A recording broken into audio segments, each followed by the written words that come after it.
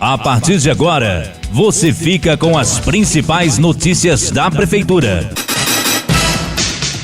Fala aí, Casa Branca. Entrevistas e informação para toda a população. Olá, queridos ouvintes e telespectadores, está no ar mais uma edição do Fala aí Casa Branca, uma apresentação de todas as ações e prestação de contas da Prefeitura Municipal. Hoje é dia 18 de maio e a gente vai falar sobre a luta antimanicomial que é comemorada no dia de hoje. E também tem informação sobre o andamento do piso salarial e reforma da educação municipal. Fique com a gente. Fala aí, Casa Branca. Muito bom dia, sejam bem-vindos à edição especial desta quinta-feira, 18 de maio, e a gente comemora um dia extremamente importante, que é o dia da luta antimanicomial. Todos sabem que Casa Branca é referência estadual e até nacional quando a gente fala de saúde mental e todos os cuidados com as pessoas que precisam. E para a gente abrir o assunto desse dia, recebo aqui a gerente de saúde mental, que atua lá no nosso querido CAPS, que todo mundo conhece também, e a gente vai falar um pouquinho sobre esse assunto. Seja muito bem-vindo ao nosso programa. Obrigada, Thalita. É um prazer estar aqui com vocês, viu? Legal. Vamos começar falando então sobre a importância desse dia, né, para a gente trazer à tona esse assunto. A gente já fala o ano todo, né, aqui em Casa Branca, todos os cuidados e todas as ações que existem, mas a importância da gente tratar esse tema. Sim. Então, o mês de maio é o mês que a gente comemora, né, a luta antimanicomial, e o dia 18 de maio é o Dia Nacional, né, de comemoração. Então é um dia muito importante porque ele marca todo um processo que aconteceu e ainda acontece, né, para o tratamento das pessoas que têm transtornos mentais. Hoje, a principal foco do trabalho, da luta, é proporcionar para o usuário que tem o problema de saúde mental, que precisa do tratamento, o tratamento no seu território, próximo à sua família, próximo aos seus amigos, né? Então, com qualidade. Então, a gente tenta proporcionar isso. O CAPS veio como uma das ferramentas para isso, né? Para que tenha-se direito e acesso ao tratamento psiquiátrico em saúde mental no seu território, junto com a sua família. Então, o tratamento é para o usuário, mas também pode ser estendido para a sua família, né? A família também pode participar do tratamento. E isso a gente acha muito importante, porque todo tratamento de saúde mental envolve a família. Né? Então a luta veio para isso, para a gente sair daquele ambiente do manicômio tradicional para os tratamentos na comunidade, na rede de apoio que a pessoa possua, junto com outros departamentos. Então a saúde sempre é alinhada, como por exemplo com a promoção social, né, com o departamento de esportes. Então isso, a proposta é um tratamento integral a essas pessoas que precisam. Muito bom. Vamos falar um pouquinho então do dia a dia do CAPS, os profissionais que atuam, como que funciona? O nosso CAPS, ele funciona de segunda a sexta-feira, né? Ele conta com uma equipe multiprofissional, ele funciona das 7 da manhã às 5 da tarde. Então, hoje a gente conta com uma equipe formada por enfermeiros, técnicos de enfermagem, a equipe de psicologia, a equipe administrativa, né, que também é importante. Então, a gente faz todo um trabalho com essa equipe. Nosso principal foco hoje, né, em receber os usuários que nos procuram. Então, se você me perguntar, precisa agendar para ir no CAPS? Não, não precisa. Legal. Nós temos o que a gente chama de acolhimento, ou que muitos conhecem como triagem, que a gente sempre orienta as pessoas a estarem indo lá. Sempre tem um profissional, um técnico, né, durante a semana para fazer esse acolhimento, para a gente poder explicar como que funciona o trabalho, para fazer os agendamentos das consultas, para fazer os encaminhamentos para as terapias e para as oficinas que tem no CAPS. Né? Então, o acolhimento é a porta de entrada, né? Além disso, A gente tem os atendimentos médicos, psiquiátricos, né? Hoje a gente conta com 2 profissionais médicos. E também temos a equipe de psicologia, que desenvolve os atendimentos individuais e grupais. Tá. E temos a equipe de psicologia, a equipe de enfermagem, que faz todo o trabalho de pré-consulta, pós-consulta, orientação quanto à medicação, faz também visitas domiciliares quando é necessário, para caso algum usuário que tenha mais dificuldade em estar em uma unidade. Então, às vezes, o familiar também pode nos procurar e falar, olha, eu tenho certa dificuldade em estar trazendo o usuário aqui. Então, a gente se programa, se organiza para estar aí fazendo uma visita, para depois ver como vai conduzir o caso, né? Então, hoje também nós estamos iniciando agora em maio algumas oficinas terapêuticas, né? Que nós vamos já começamos essa semana. Então, agora os usuários vão contar também com oficinas como mosaico, atividades físicas. Que show! Horta, dança circular e música, que depois a gente vai estar organizando certinho para quando eles forem nos procurar, a gente passar os dias e horários que elas acontecem. Gente, isso é muito interessante. Ela está falando e eu estou aqui pensando, né? Como a saúde mental quebrou muitos preconceitos já, principalmente aí nos últimos anos. Porque, vamos resumir a história. Quem é que nunca teve uma crise de ansiedade, uma crise de estresse, um pico de depressão, enfim, né? Que atire a primeira pedra. Então, isso todo mundo já passou, e se não passou, um dia vai passar, né? Porque essa vida que a gente tem, enfim. Então, o CAPS é um lugar, assim, de extrema referência, né? Para esse acolhimento, para todas essas atividades, para também o acompanhamento médico com as medicações. Então, a gente tem um local aqui em Casa Branca extremamente especializado, né, que acolhe, que oferece essa equipe multidisciplinar e todo esse trabalho para uma reabilitação aí contínua, né? Quantos pacientes a gente atende lá hoje? Você tem ideia? Thalita, são muitos. Eu vou te dar uma base dos pacientes que a gente só do atendimento médico para você ter uma ideia. Só que passa no médico por semana, a gente faz um atendimento de mais ou menos 80 pessoas por semana. Fora os nossos usuários que ficam lá em sistema intensivo ou semi-intensivo, que são em torno de mais entre uns 30. Legal. Então, a gente com certeza faz mais ou menos aí por baixo, em torno de uns 100 a 150 atendimentos por semana. Bastante. Bastante. E quando a gente fala do tratamento, daqui a pouquinho a gente vai chegar no assunto das RTs, mas antes disso, vamos comentar um pouquinho, então. Existe esse atendimento do CAPS e esse atendimento intensivo, semi-intensivo, o que é? A internação aqui em Casa Branca faz? Como que funciona? Nós fazemos internação, sim. A internação é uma das ferramentas do trabalho que o CAPS faz. Né? Para a internação, geralmente é feita uma avaliação médica e o médico que determina se vai ser necessário a internação ou não. A internação, ela acontece principalmente quando o usuário tem dificuldade em aderir ao tratamento ambulatorial. Então, ele vai para a internação para estabilizar o quadro. E aí a proposta é que quando ele saia da internação, ele dê continuidade no CAPS. Legal. E os sistemas intensivo e semi-intensivo que a gente fala são pessoas que estão em tratamento e que elas estão ainda com um quadro que precisa de alguma estabilidade. Então a equipe avalia para ver se ele vai precisar ficar no CAPS a semana toda, 3 vezes por semana, 1 vez por semana, para a gente fazer esse acompanhamento. E aí, quando ele está na unidade, a gente faz a proposta das atividades nas oficinas e, se for necessário, o acompanhamento individual ou grupal na psicologia. Né?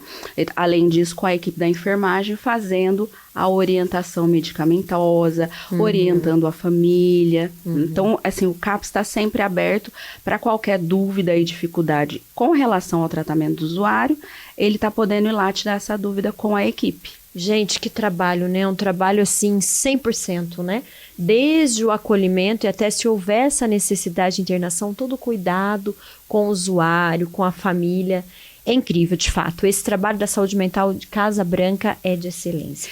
Vamos falar, a gente não pode deixar de destacar também as RTs, que são as residências terapêuticas que Casa Branca abraçou também. Comenta um pouquinho pra gente. Hoje nós temos aqui em Casa Branca, sobre a gestão municipal, né, 8 residências terapêuticas. Nós atendemos hoje 51 moradores que vieram de hospitais psiquiátricos. Certo. Nós temos 7 residências terapêuticas que a gente classifica como tipo 1, que são aquelas em que os moradores têm um pouco mais de autonomia.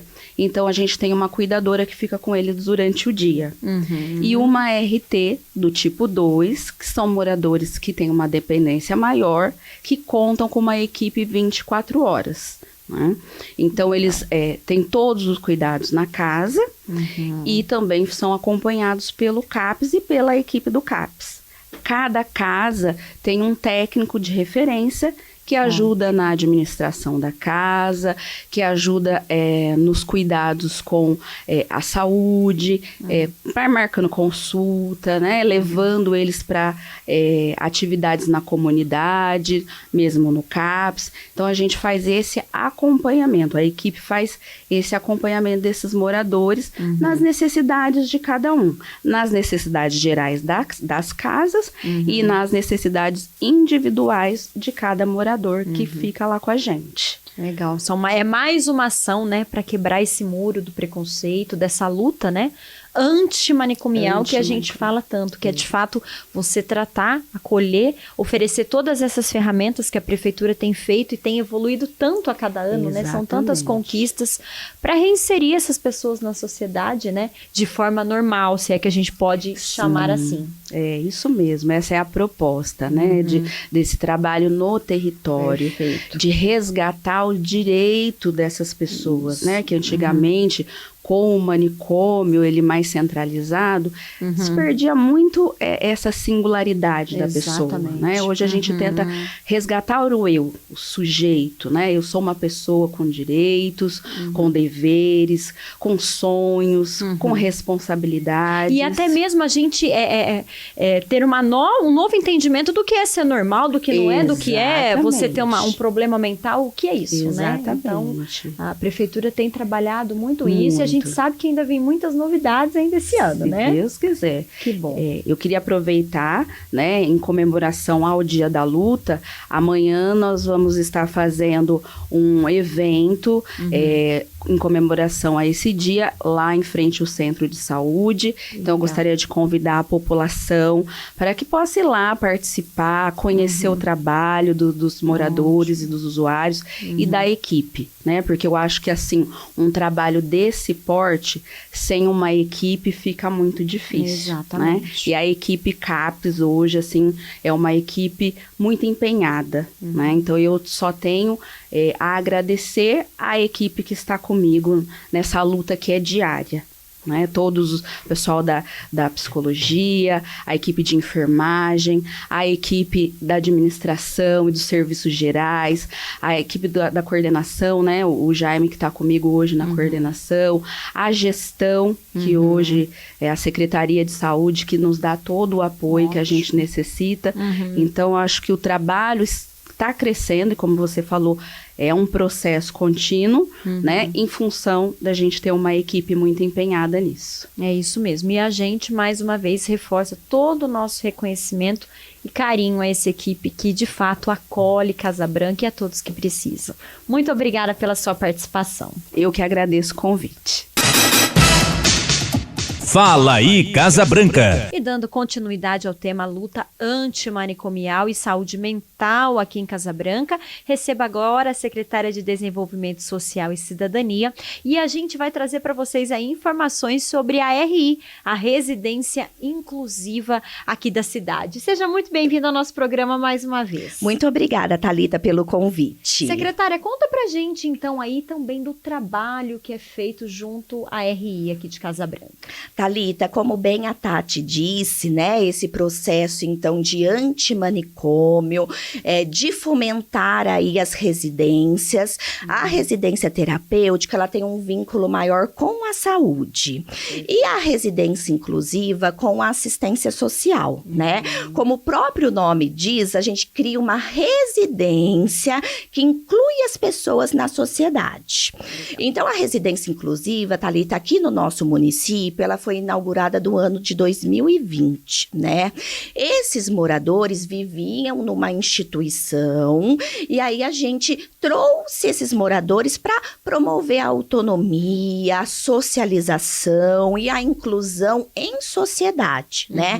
Esse processo de instituição impossibilita que esses moradores cumpram as atividades de vida diária, a inclusão com outras pessoas, então frequentem supermercados, né? Lazer, todas as atividades aí dentro da sociedade. Então, esse processo de residência inclusiva possibilita esse ganho e esse desenvolvimento aos moradores. Show. Aqui, Thalita, na nossa residência inclusiva, a gente tem 10 moradores, né? 4 mulheres e 6 homens. E é composta por uma equipe técnica, tá? De coordenador, cuidador, auxiliar de cuidador, educador físico, assistente social, psicólogo, onde realiza todo o trabalho de rotina com esses moradores. Então, a gente tem oficinas, né, de culinária, assembleias, oficinas de horta, né? Todo esse espaço também de desenvolvimento psicomotor. Então, é bem bacana a nossa residência inclusiva. Inclusive, lá, Thalita, tem uma piscina, eles fazem atividade dentro da piscina. Então, é um processo de desenvolvimento muito legal. Muito bom, eu já tive de fato a oportunidade, a gente já foi até lá várias vezes fazer matérias, né, secretária, a gente vê mesmo todas as atividades, todo o carinho, o amor, e são pessoas aqui da cidade, são pessoas de fora, conta pra gente como que é essa chegada, esse acolhimento das pessoas. Isso, Thalita, normalmente essas pessoas, né, têm uma certidão tardia, né? Então, assim, são pessoas que vieram, então, de uma institucionalização, que às vezes não tinha registro de nascimento, então a gente possibilitou aí uma organização dos documentos dessas pessoas, mas a maioria dos nossos moradores são de Casa Branca, tá? São pessoas, Thalita, principalmente na residência inclusiva, que tem uma fragilidade familiar, né?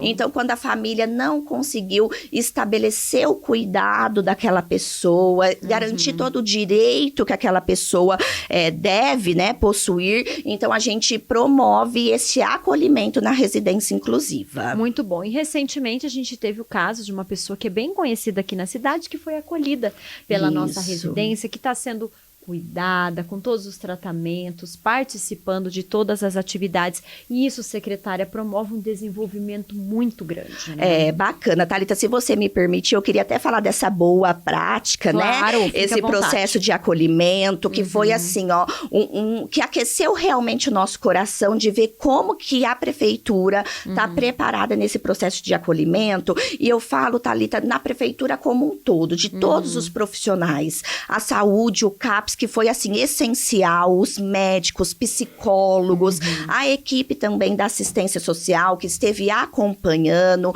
Então, esse morador, Thalita, ele vivia nas ruas da cidade, né? A gente percebia a fragilidade familiar, porque ele estava na rua o tempo todo, né? A gente não via ele indo para casa, a gente não estava vendo ele se cuidar nesse ambiente de casa mesmo, dormir, descansar, assistir televisão. Se alimentar, tomar as medicações, isso. Enfim, né? E esse morador, ele tinha uma característica, que ele era bem obeso, Thalita. Então, a gente teve que discutir todo o processo de adaptação mesmo da área física da casa, né? Então, como que a gente vai se preparar para receber esse morador? Então, teve toda uma adaptação de ter uma cama específica, né? Que suportava essa obesidade, ter bancos específicos, rampas específicas, barra de apoio, as portas portas foram modificadas, né? Ficaram mais largas, todo para receber esse morador. Como ele vivia na rua, né? E era dificultoso esse processo de tratamento psíquico, o CAPS fazia visitas para eles, até mesmo na rua, né? Para levá-lo, para adequar o tratamento, né? Para quando ele entrasse na residência, inclusive, ele estava preparado também de um modo psicológico, né? E foi um processo muito humanizado, Thalita, porque a gente simplesmente não pode pegar a pessoa na rua e colocá-la lá contra a vontade dela, né? Então foi todo trabalhado a oportunidade que ele ia ter de ser cuidado, né? E aí, Thalita, nossa, a gente conseguiu, assim, convencê-lo rápido que lá era o melhor lugar para ele. Tá sendo tão produtivo, Thalita, mas essa pessoa tá tão feliz e ele chegou lá, a gente já fez um tratamento também nutricional. Então, a nutricionista foi lá, adequou toda a alimentação que a gente poderia fornecer para ele. Então, este morador na rua, Thalita, ele chegava a comer, assim, por exemplo, 15 coxinhas no café da tarde.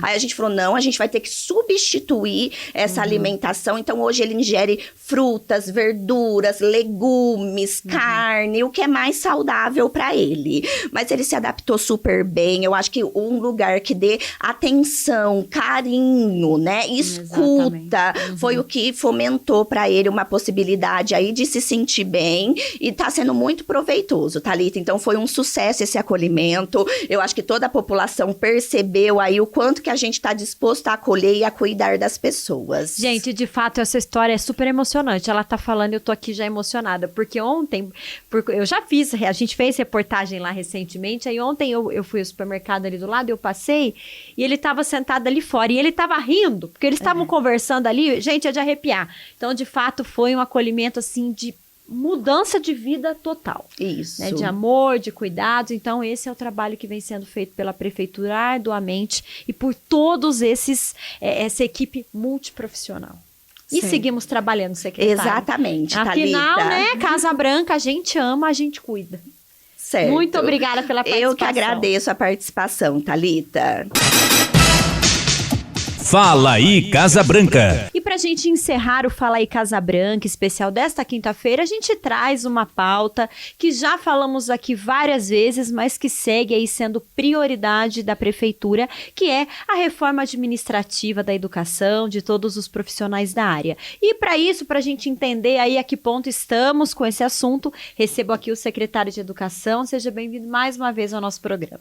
Eu que agradeço, é sempre bom falar com vocês. O Falar Aí é um programa muito ouvido, né? E a gente fica feliz em prestar conta, porque esse é o objetivo aqui também, não é fazer política. Na verdade, a gente tem muitos temas técnicos na educação e a gente fica muito à vontade quando a gente vem aqui, porque a gente pode prestar conta à população e, no caso, falar sobre a reforma que já está na Câmara. Nós já falamos aqui antes de encaminhar a minuta à Câmara, né? Nós tivemos aqui com a professora Carla, com a Page Silvia, comigo, né? Falando sobre o tema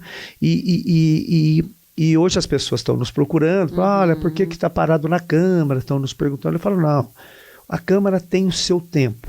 O Legislativo, ele tem a obrigação legal, a prerrogativa de analisar toda essa minuta. A gente sabe que não é uma coisa simples e que mexe com a vida das pessoas, principalmente dos professores, das partes, das merendeiras e dos agentes educacionais.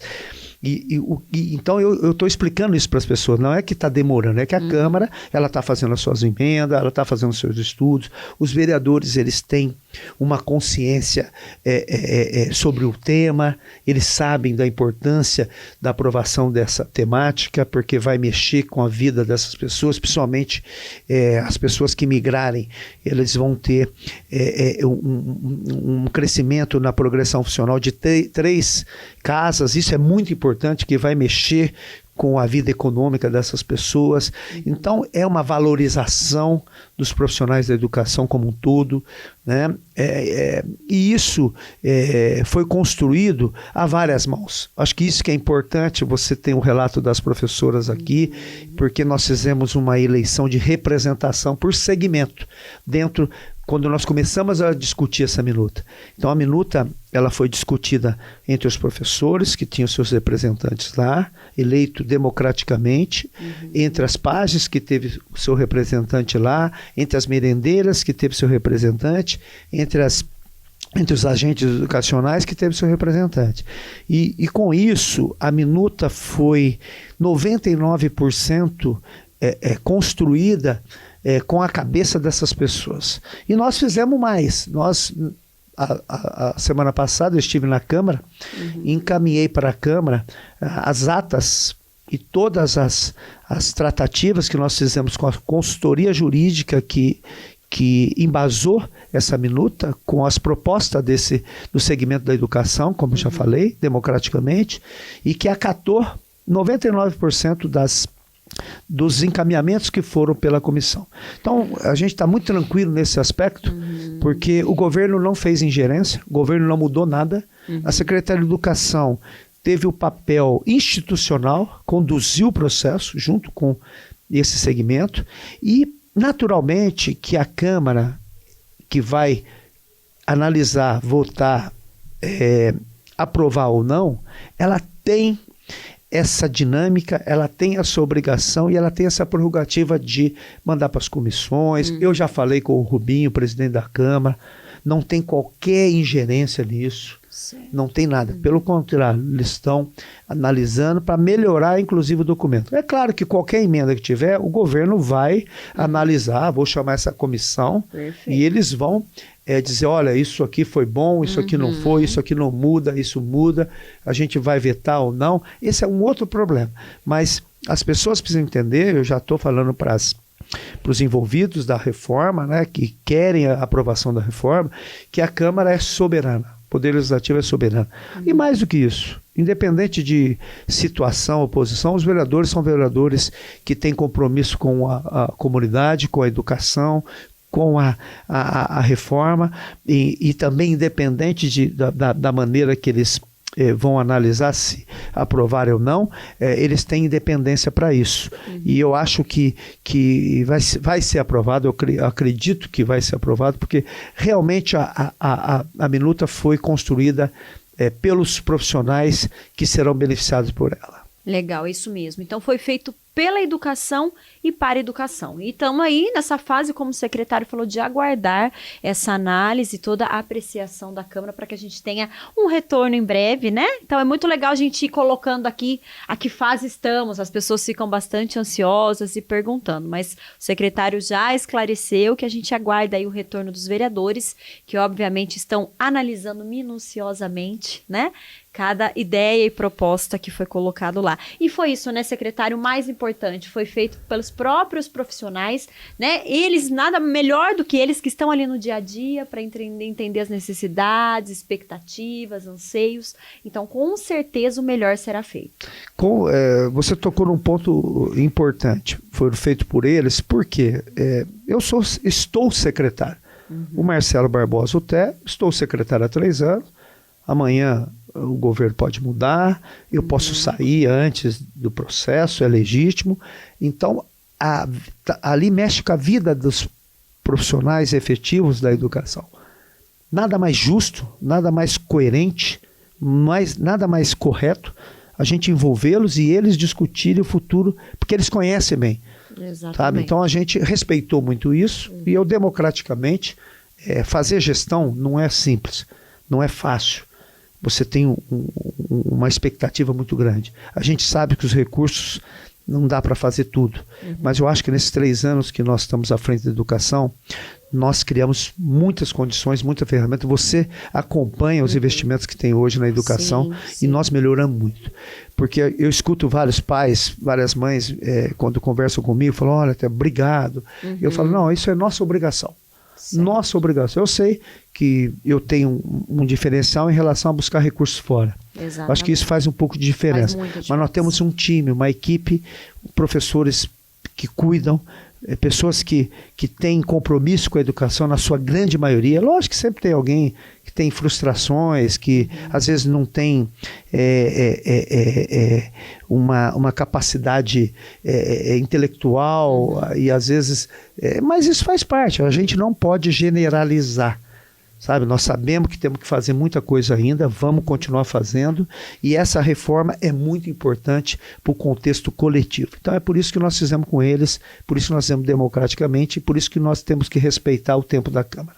É isso mesmo. Aí vai ser com certeza mais um importante passo para a educação municipal de Casa Branca. Então aí, tendo novidades, secretário, a gente volta aqui e vai atualizando os ouvintes. Obrigada pela participação.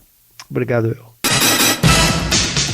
Fala aí, Casa Branca. Obrigada pela companhia, pela sua audiência, e vamos juntos quebrando preconceitos. Afinal, Casa Branca, a gente ama, a gente cuida. Um abraço, bom restinho de semana e a gente se vê por aí.